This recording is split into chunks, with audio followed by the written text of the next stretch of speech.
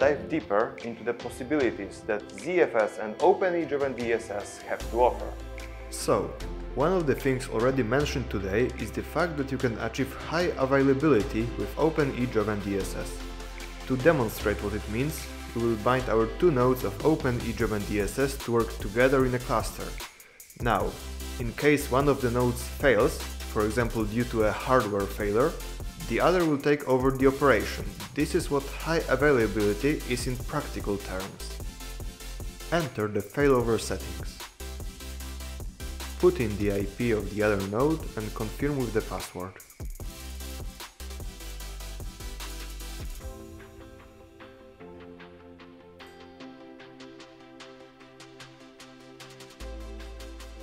Add a second ring to increase redundancy for heartbeat so that our two nodes can always see each other.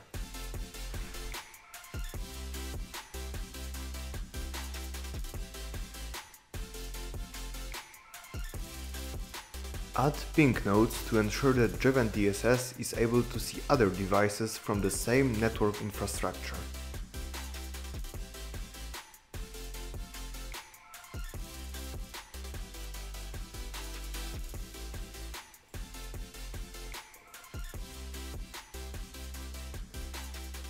Also, add the mirroring path, which is another form of direct connection between the cluster nodes necessary for the configuration of the so-called non-shared or metro high availability cluster to make it possible for Open-E JovianDSS to mirror the data from the VDEVs between two nodes.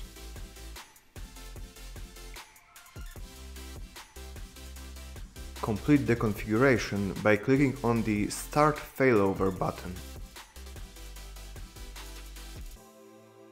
To stay up to date with the latest additions, follow our blog and YouTube channel.